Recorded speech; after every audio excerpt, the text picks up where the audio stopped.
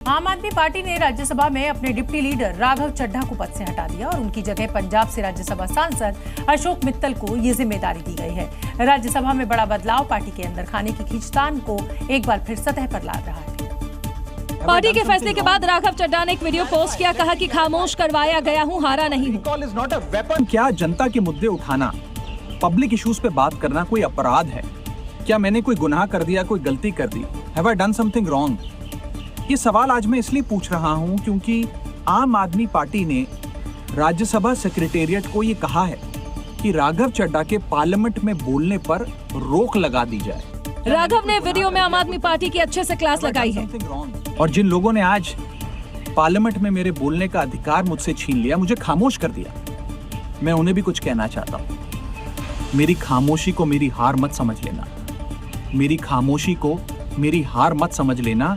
मैं वो दरिया हूँ जो वक्त आने पर सैलाब बनता है। राघव चड्ढा की ओर से की गई टिप्पणी के बाद आम आदमी पार्टी में हलचल मच गई है। राघव चड्ढा जी से कुछ सवाल पूछना चाहते। राघव जी, आप बीजेपी से इतना डरते क्यों? आप बीजेपी से सवाल उठाने से डरते क्यों हैं? उत्तराखंड के नैनीताल में बीजेपी विधायक के बेटे को सत्ता का रौब दिखाना भारी पड़ गया। नैनीताल एसडीएम ने विधायक की बेटी की अकड़ 1 मिनट में ठंडी कर दी, साथ ही विधायक की गाड़ी भी जब्त कर ली। इस दौरान विधायक का बेटा एसडीएम से ऐसा नहीं करने की मिन्नत करता रहा। इस बीच सड़क पर कार खड़ी होने की वजह से इलाके में जाम जैसी स्थिति बन गई। बीच सड़क मामले में वाद विवाद हो रहा था, लेकिन विधायक के बेटे की बात एसडीएम ने नहीं मानी। दरअसल ये कार जहानाबाद से बीजेपी विधायक राजेंद्र पटेल की है और कार में उनका बेटा बैठा था। गाड़ी पर हूटर लगा हुआ है, वही कार के आगे वाली कांच पर विधायक वाला स्टिकर भी है। नैनीताल के मॉल रोड पर हूटर बजाते हुए कार लेकर जा रहा था। इसी बीच वहां से गुजर रहे एसडीएम ने उसे हूटर बजाने की वजह पूछी तो बदतमीजी करने लगा, जिसके बाद एसडीएम ने विधायक की गाड़ी को सीज कर दिया। उत्तर प्रदेश के सलोन से बीजेपी विधायक अशोक कोरी बिजली विभाग में घूसखोरी को लेकर बुरी तरह बिफर गए और इसके बाद उन्होंने एसडीएम के सामने ही सरेआम एक कर्मचारी की क्लास लगाई। विधायक अशोक कोरी बिजली से जुड़ी समस्याओं की सुनवाई कर रहे थे। इसी दौरान जब उनकी नजर छतोह के एसडीओ पर पड़ी और वो भड़क गए। इनकी इतनी शिकायतें हैं, ये तो इनका बिहेवियर ठीक नहीं है, इनका बिहेवियर बिल्कुल ठीक है, हमारे यहाँ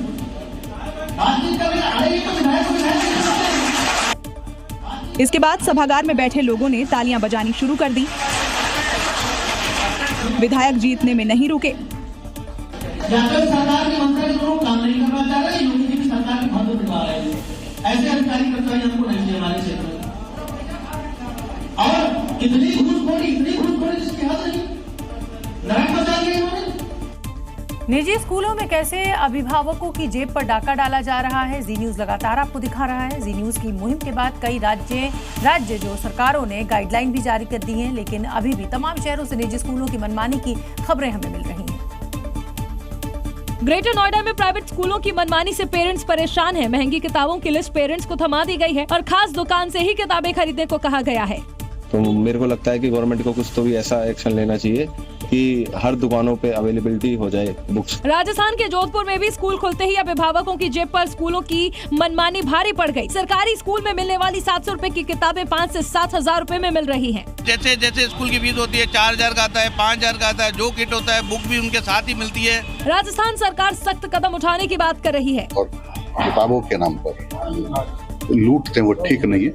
उनसे प्रार्थना करूंगा कि वह अपनी सीमाओं से आगे न बढ़े। ऐसा मामला बिहार से भी सामने आया। यहाँ भी स्कूलों ने फीस के साथ साथ किताबें और स्कूल ड्रेस में 20 से 25% की बढ़ोतरी से पेरेंट्स की चिंता बढ़ा दी। इस किताब की जो कीमत है वो 455 रुपए की है और ये NCERT की ये किताब है। इसकी कीमत देखे क्योंकि इसकी कीमत 65 रुपए है। जब तक स्कूलों की मनमानी नहीं रुकती है, देश भर में प्राइवेट स्कूलों की वसूली पर एक्शन नहीं होता है, जी न्यूज अपनी मुहिम जारी रखेगा।